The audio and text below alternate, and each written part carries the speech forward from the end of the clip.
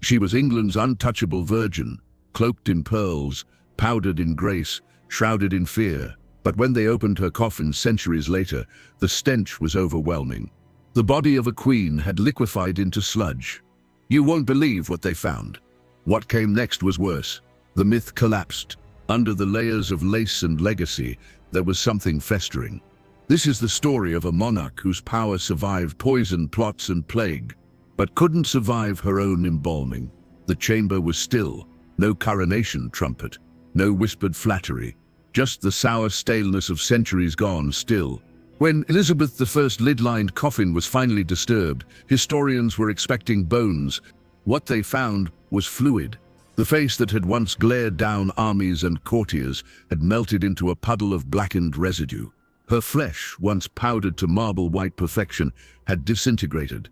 The iconic red wig, rumored to be horsehair soaked in perfume, was tangled in a sludge of skin and lace. This was no embalmer's failure. This was ambition outlasting anatomy.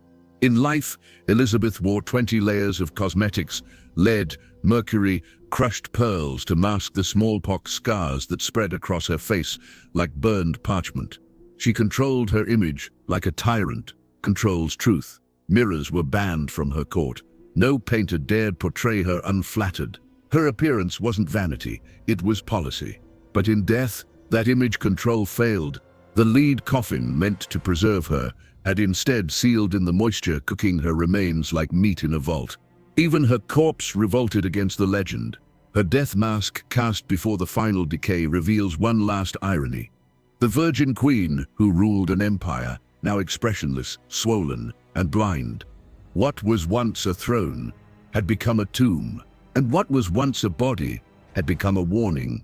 It wasn't just death that undid her. It was what she used to keep death at bay. Elizabeth's face, immaculate, glowing, eternal, was a lie written in toxins. Each morning, servants painted her skin with Venetian ceruse, a lethal blend of white lead and vinegar. The mixture promised brightness, purity, and royalty. But behind its sheen, it did something else. It burned, scarred, and killed. The Queen's cheeks flaked.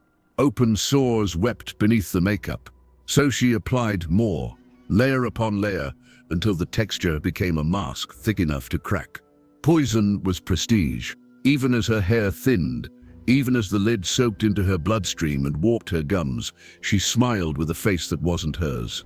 And when the legions appeared, when the swelling came, they whispered of stress, never of sickness, because a monarch could never admit to rot. Her teeth turned black, breath reeked, hair fell in tufts, but doctors prescribed more lead, more sugar, more crushed herbs packed into her gums. One witness described her as a corpse, painted alive.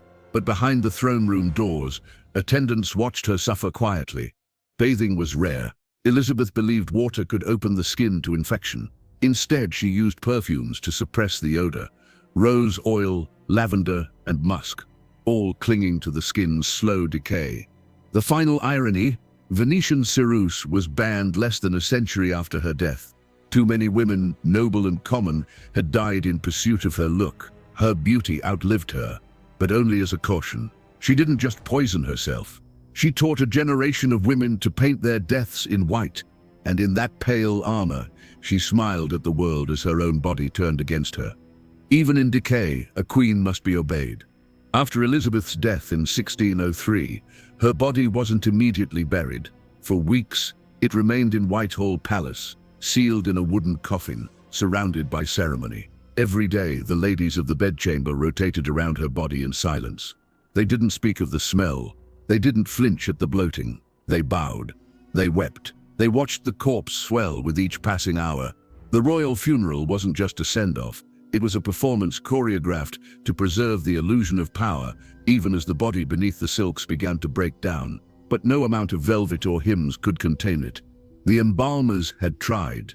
They packed her with spices, clove, cinnamon, lavender, myrrh. They stitched her skin with silken thread and sealed her coffin in lead. But the mixture turned volatile. The warmth of the chamber fermented her insides. Liquefaction began, and with it, the royal lie unraveled.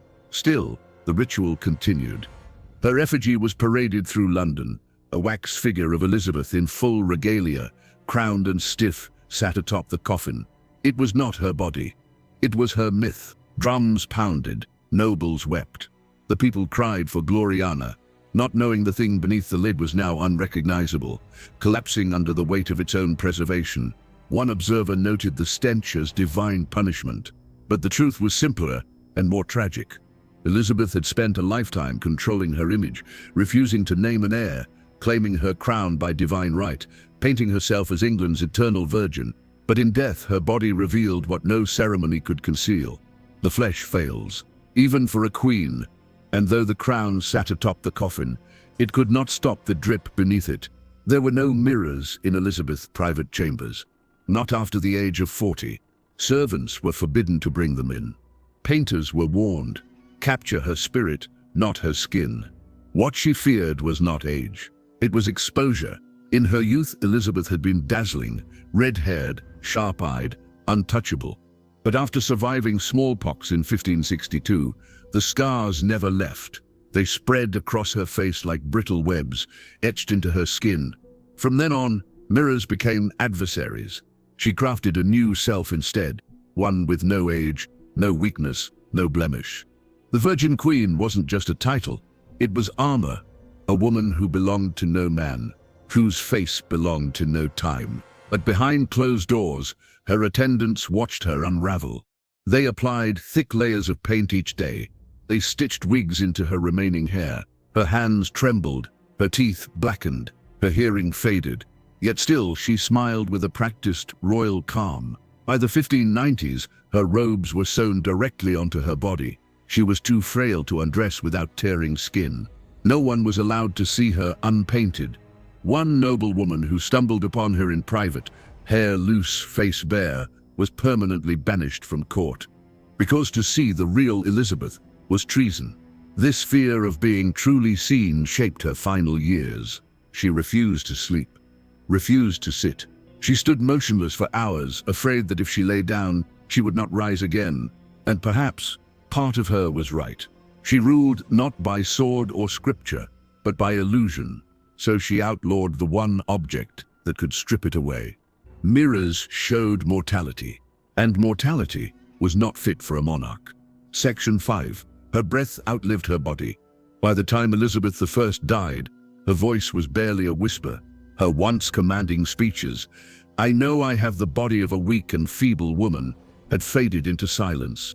The woman who defied Spain, executed Mary Queen of Scots, and ruled alone for 44 years, was now afraid of sleep. She died, sitting upright on a pile of cushions, refusing to go to bed, convinced that to lie down was to surrender. For days she stood in place, eyes open, body trembling, spirit fraying at the edges. And when the breath finally left her, the silence was not relief. It was ritual. The courtiers rushed to cover every mirror. The windows were draped in black, and her corpse was sealed in a room heavy with perfume, a blend of roses, cinnamon, amber, and decay. Yet still the breath lingered. Not the breath of life, but of legend, a presence that haunted the throne. When they finally entombed her beside her half-sister, Bloody Mary, the irony was suffocating. Two queens who had warred in life, now decomposing inches apart. And Elizabeth's tomb bore no mention of her chastity, no sign of the myth she spent decades building. Only this: she reigned gloriously for 44 years. But her real legacy wasn't carved in stone. It was the scent. Chroniclers described the stench that rose when her coffin was reopened, centuries later, sweet, pungent, unbearable. A ghost, not of spirit, but of chemistry. The oils, the lead, the herbs, the death, all still there, all still breathing. She had become immortal, but not in the way she imagined. Her fragrance outlived her flesh. That too was by design. She ruled a kingdom through fear and illusion. But when the coffin cracked open, it wasn't her power that escaped. It was the truth.